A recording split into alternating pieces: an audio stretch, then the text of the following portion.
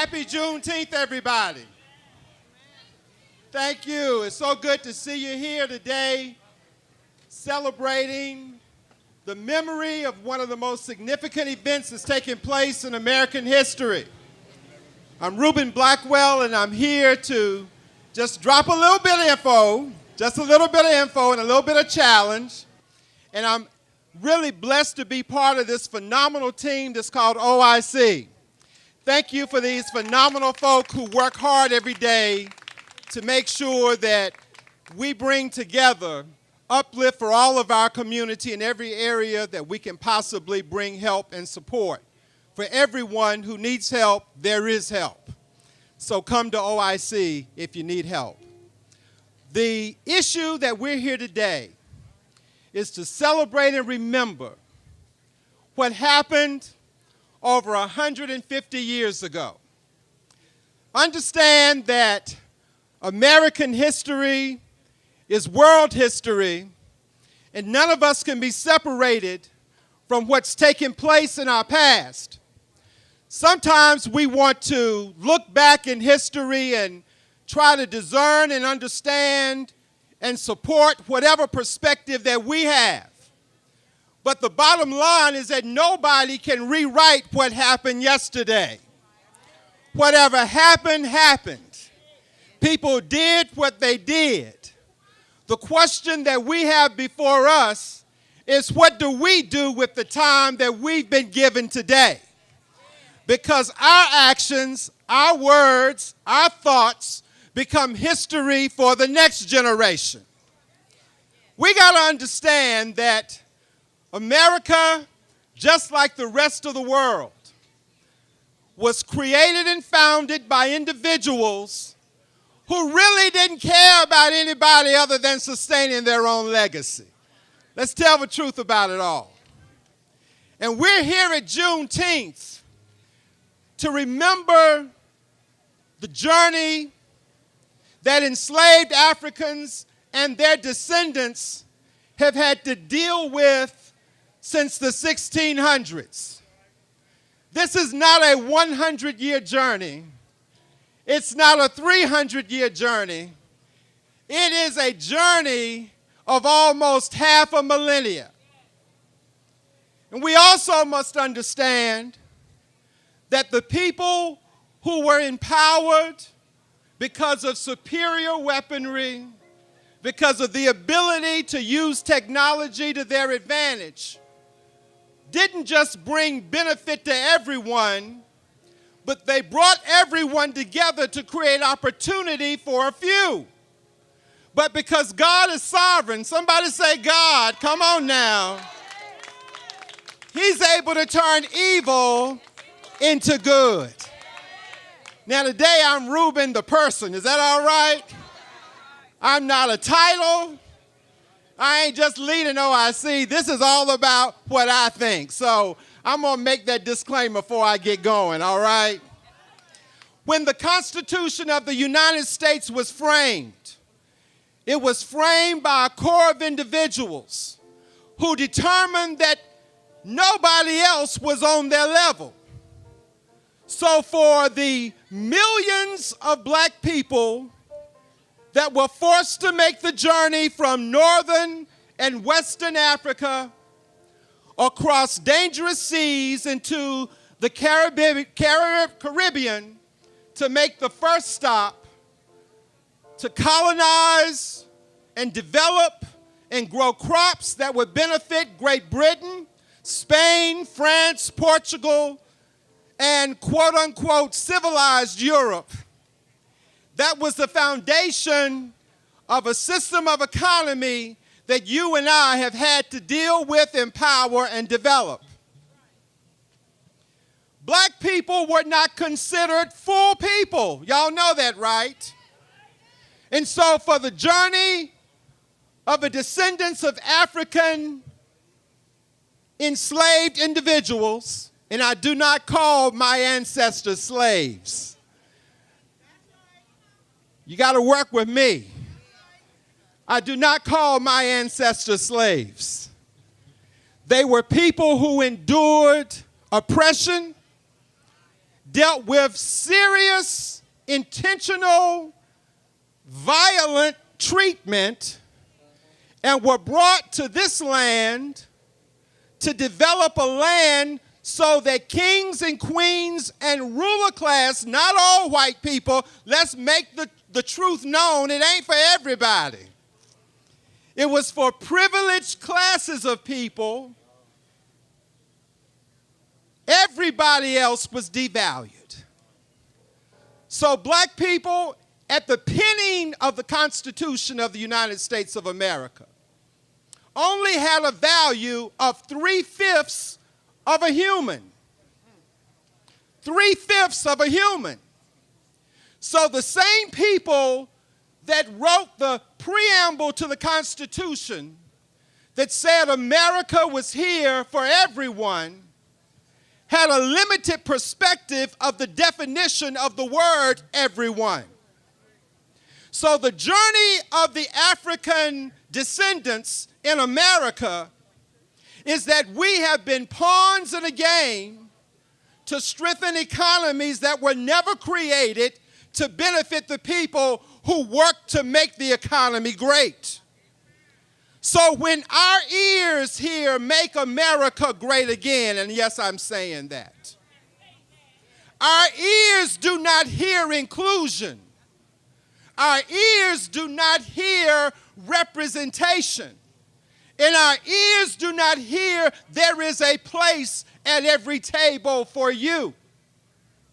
Because when the United States as a union, 100 or so years into the development of our country, the great President Abraham Lincoln stated publicly that he was not so much concerned about the issue of the enslaved African. So when the Emancipation Proclamation was written, it was only written in order to keep the United States that was from Maryland north empowered in favor with an international community that had begun to see the 10 Confederate states, of which North Carolina is one, as a legitimate sovereign nation. Lincoln wrote in his defense of why fight the South was that African people are not the issue. He said, I would not free anyone if I could keep the Union together. I would free everyone if we can keep the Union together. The real issue is keep the Union together. So people of color saw a glimmer of hope that we'd have an opportunity to be able to participate finally in the work that we did. So in September of 1862, Lincoln conferred with his cabinet and his military, which at that time was the Army and the Navy. Want no airplanes. All right. The Army and the Navy, and in his Emancipation Proclamation, he stated that for every state that had risen up in rebellion against the United States of America, as of January 1, 1863, the people that were enslaved would become free. But for those African people that lived in Missouri, Arkansas, and Kentucky, which stayed with the northern states, and a component of Tennessee, and specific counties in Virginia, which would later become West Virginia, those states would be allowed to retain their slaves. We need to understand this. So in North Carolina, South Carolina, Georgia, Alabama, Mississippi, Texas, and on, Louisiana. Black folk got the word through the same network that told them how to break free from the oppression that they've been dealing with. And they found the way to say, okay, we might not be able to get there the same time you do, but we're going to be praying. So December 31, 1862, encamped, oppressed folk were sitting around campfires right here in Rocky Mount. And they were praying that what they heard about this president setting folk free was going to be true. They were singing songs like "Swing Low, Sweet Chariot." I know you coming for me, Lord. We are climbing Jacob's ladder. There is a way out of where we are. They were singing songs and praying that the white man would keep his promise because they'd never seen a promise that was kept before. January 1, 1863, Lincoln went into a room of international ambassadors. He greeted them all and shook their hands, and he said, "Today, destiny will be rewritten."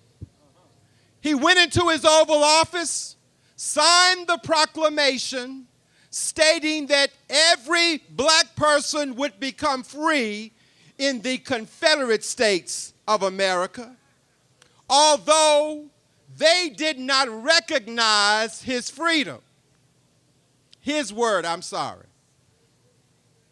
So that day, the only people who were set free were 10 to 20,000 black folk that had run away from their slave masters. And in North Carolina, I'm proud to say that there was a settlement in the East, in the Outer Banks, in New Bern, and in that territory where Union armies occupied the land because they had access to the Atlantic Ocean and supplies.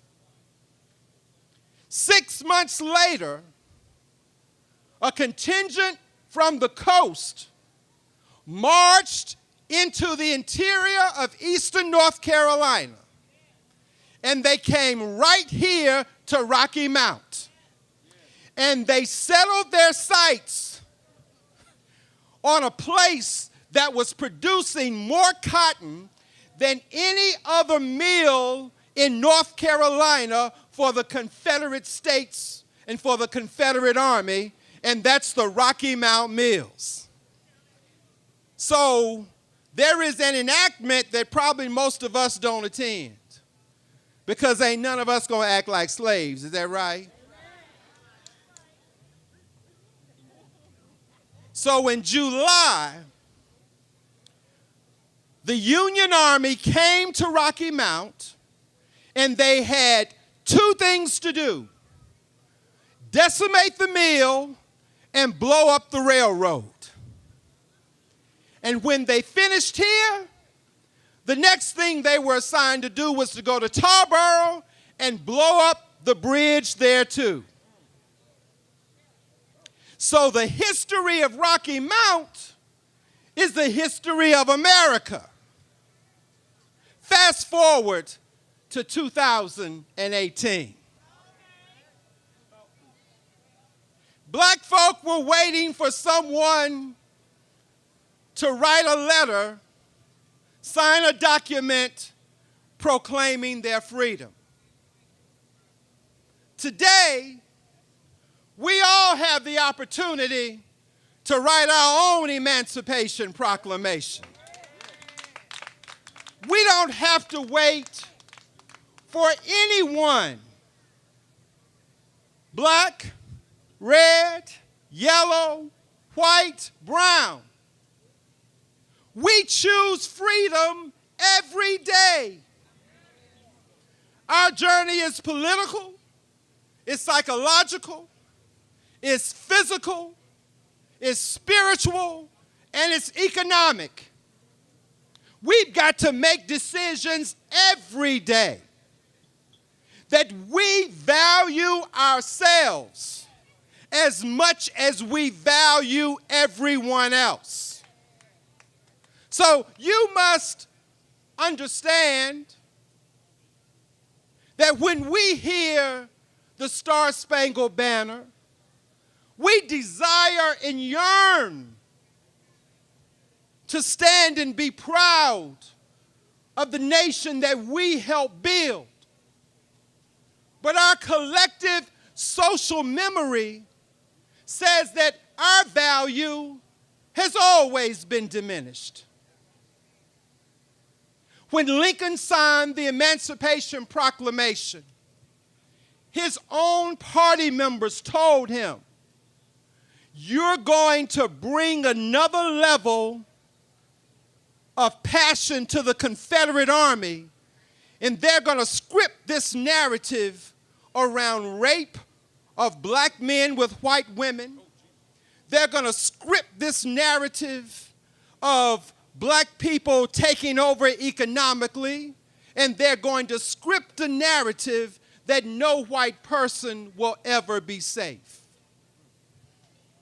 And so that consciousness and that threat, which is false, still pervades the collective consciousness of America. So we find it disrespectful when we hear the Star-Spangled Banner and men bow in a prayerful reverence. That's deemed to become irrational, revolutionary, and unpatriotic. But it's all right to bring your enemy into the Oval Office. It's all right to create business deals with folk you fought for 40 years.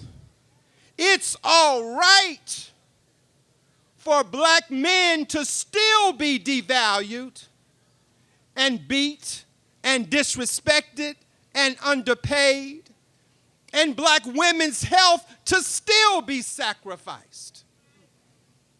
So this holiday, Juneteenth, we celebrate what really happened. It's more than about the great vendors, the phenomenal music, the wonderful fellowship. This is about the survival of a people and the greatness of a nation. How you treat the poorest among you is how heaven defines your greatness. For those of us who ascribe to the Christian faith, Jesus said, if you desire to be great, then you serve the least. And he said to his disciples and the rulers at that time when he walked this earth in a natural form, that his evaluation of our spiritual success, if you clothed the naked, fed the hungry, and visited those who were in prison. Creation of economy at the expense of other people is evil. So in Rocky Mount, what we got to keep in front of our faces and be unashamed and unapologetic for the black, the white, the red, the yellow, and the brown is that we can recreate a new America where everybody is valued the same. So place matters because we're all in the same space. Health disparities exist because somebody doesn't value somebody's physical being. So we got to decide, for those of us who are at the bottom of the disparity list, Am I going to value myself so I make good health choices? I make good education choices. I make good political choices. I make good economic choices. So the space in which I live is a blessed space too. America is the greatest nation on this earth. It is. And it's great, not because of our history. Our history is flawed, it's painful, and it's violent. But Jesus said, the kingdom of heaven suffers violence, and the violent take it by force. Does that mean we believe in the Second Amendment, want to shoot everybody down? That ain't what it means. It means that we will not allow oppression to settle in our minds and in our hearts. It means that we look for public officials to set policies that are equitable and that give opportunity to everyone at the same time. And it means that everybody has a right to live healthy, be educated, and have an opportunity to earn their way through life. So I thank the Juneteenth Committee. I thank Community Empowerment. I thank the City of Rocky Mount. I thank every vendor that's come here that said we value the history and the legacy and the journey of African descendants in America. And we will not forget, I will not forget, that I had relatives that were lynched and raped and beat and oppressed. But I will also not forget that I will have a generation after me that will not suffer the same discrimination that they did and that I do. We gotta commit that we build a Rocky Mount and an America that we can all be proud of and that we can all say belongs to us. God bless America, and God bless all her people, and God bless Juneteenth. Thank you so much. God bless you.